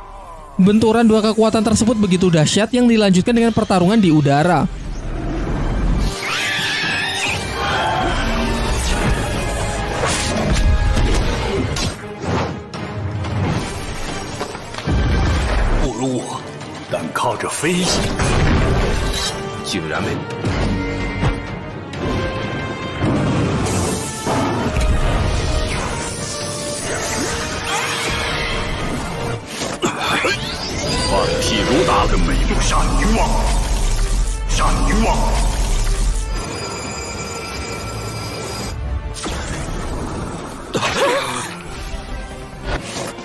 Meski sempat menekan kakek Dugu di awal, namun perbedaan level yang cukup jauh memang tidak bisa dipungkiri. Pada akhirnya tetap saja kakek Dugu sanggup mengalahkan trio segitiga emas tersebut. Di saat terdesak, Erlong mengatakan kalau ia berasal dari klan naga petir tiran biru. Jika kakek Dugu berani macam-macam, ia mengancam bahwa klannya pasti tak akan tinggal diam. Namun kakek Dugu merasa tak gentar sedikitpun dengan ancaman tersebut karena mudah baginya menghancurkan jasad mereka untuk melenyapkan barang bukti. Kemudian Flander mulai angkat bicara mengenai ayah Tang San yang pastinya juga akan membuat perhitungan. Di tengah ketegangan mereka, akhirnya Tang San muncul dengan 6 tulang rohnya yang telah mendapatkan upgrade.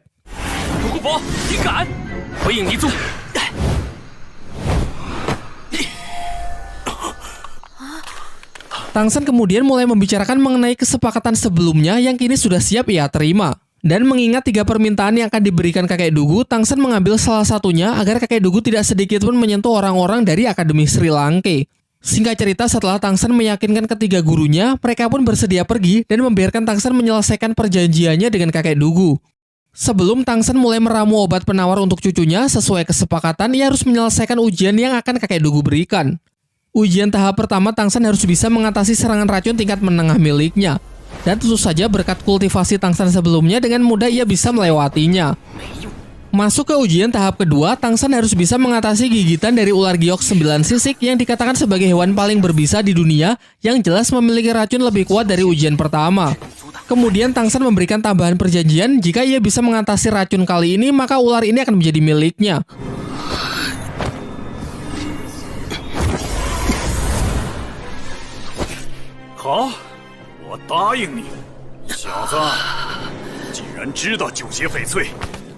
Dan tentu saja ia juga berhasil menyelesaikan ujian tahap kedua. Sebagai ujian terakhir, Tang San harus bisa mengatasi racun terkuat milik kakek Dugu yang berasal dari salah satu skill cincin rohnya. Ia sempat memperingatkan Tang San agar menyerah, karena racun yang akan ia lepaskan benar-benar kuat yang bahkan terkadang masih sulit ia kendalikan. Namun hal itu justru menjadi tantangan tersendiri bagi Tang San. Dalam hati ia mengatakan bahwa sebagai salah satu murid dari Sekte Tang akan sangat mengecewakan jika sampai ia tak bisa mengatasi racun seperti ini. Setelah mengerahkan seluruh tenaganya untuk melawan racun yang masuk ke dalam tubuhnya, akhirnya Tang San berhasil menyelesaikan ketiga tahap ujian yang diberikan oleh kakek Dugu. Singkat cerita, Tang San pun diberikan waktu untuk menjelaskan karakteristik serta solusi untuk mengatasi racun di tubuh kakek Dugu dan cucunya. Tang San mengatakan kalau garis keturunan klan Dugu memang terlahir dengan racun di dalam tubuhnya.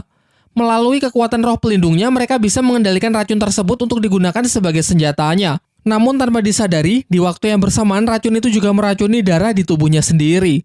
Berbeda dengan racun yang dimiliki oleh Tang San menyimpan racunnya bukan di dalam tubuh, melainkan di tulang roh dan rumput biru peraknya, sehingga racun miliknya tak sedikit pun meracuni darahnya. Jadi alih-alih menampung racun di dalam tubuh, akan jauh lebih baik jika kakek Dugu dan Duguyan mencari tulang roh yang cocok sebagai tempat penyimpanan racunnya. Tetapi sebelum itu, darah mereka yang sudah terlanjur terkontaminasi oleh racun harus disembuhkan terlebih dahulu menggunakan ramuan obat dari Tang San yang harus mereka minum di setiap malam. Dibutuhkan waktu sekitar setengah tahun untuk memastikan darah mereka benar-benar bersih. Oleh karena itu, selama setengah tahun ke depan, Tang San akan tetap tinggal di sini untuk memberikan obat ramuannya.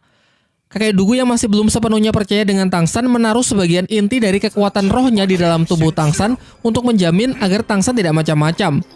Dengan ini, jika kakek Dugu mati, maka Tangsan otomatis juga akan mati. Setelah keduanya sepakat, hari demi hari Tangsan habiskan di tempat ini.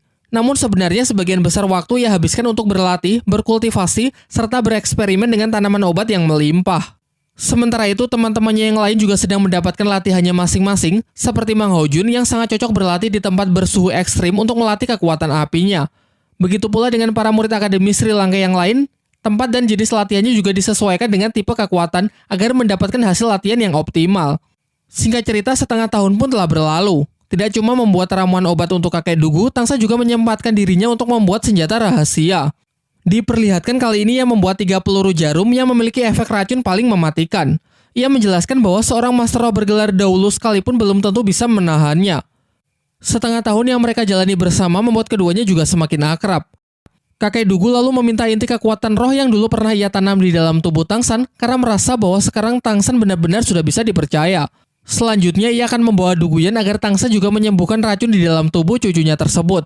Ketika mereka tengah mengobrol bersama, kakek Dugu memberikan Tangsan sebuah benda pusaka sebagai hadiah. Benda itu bernama kantong ajaib yang bisa digunakan untuk menyimpan barang-barang secara praktis. Bahkan juga bisa digunakan untuk menyimpan makhluk hidup. Tangsan kemudian juga memberinya hadiah, yaitu salah satu dari senjata rahasianya berbentuk 2 bola besi yang cara penggunaannya cukup sederhana. Ketika bola-bola tersebut dilempar dan bertabrakan, maka akan langsung melepaskan sejumlah gas beracun. Efeknya hanya dengan sekali hirup bisa membuat seseorang tak sadarkan diri selama 10 hari. Dan jika terhirup oleh master roh yang sangat kuat sekalipun, setidaknya bisa memberikan efek mengacaukan sistem syaraf sehingga bisa membuat lambat saat bergerak. Bahkan jika gas beracun masih belum cukup, selanjutnya bola itu akan menembakkan ratusan jarum tulang yang sangat kuat dan beracun.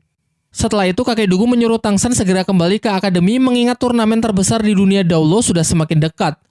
Sebelum pergi, Tangsan ingin mengambil 3 permintaan yang dulu pernah kakek Dugu janjikan. Permintaan pertama sudah diambil dengan menyuruh kakek Dugu untuk tidak menyakiti orang-orang dari Sri Lanka. Permintaan kedua, Tangsan meminta beberapa tanaman obat langka yang dimiliki oleh kakek Dugu. Meskipun sebenarnya Tangsan berniat mengambil semuanya. Sementara untuk permintaan ketiga, ia meminta agar kakek Dugu bersedia menjadi penasihat Akademi Sri Lanka. Singkat cerita, kakek Dugu pun sepakat lalu bergegas mengantar Tangsan kembali ke akademi. Sesampainya di akademi, semuanya dibuat sangat terkejut lantaran melihat Tangsan yang sudah begitu akrab dengan kakek Dugu, orang yang dulu sempat ingin membunuhnya. Tidak hanya itu, karena bahkan sekarang ia bersedia untuk menjadi bagian dari Akademi Sri Lanka dengan bersedia menjadi penasehat dari Akademi Sri Lanka itu sendiri. Kemudian Master Sho memberitahukan kepada Tangsan bahwa teman-teman yang lain selama setengah tahun ini sudah berkembang pesat. Khususnya Dai Mumbai yang sudah mencapai level 40 sehingga akan segera berburu siluman roh untuk cincin keempatnya. Dalam perjalanan, Tangsan menceritakan semua yang ia alami selama bersama kakek Dugu, termasuk dirinya yang kini sudah mencapai level 37. Ia menegaskan sebenarnya ia sudah merasakan peningkatan level ketika salah seorang guru senior Akademi Tiando menekannya. Levelnya kembali meningkat pesat lantaran ia berhasil menemukan tempat yang cocok untuk berkultivasi, yaitu di kebun tanaman langka milik kakek Dugu.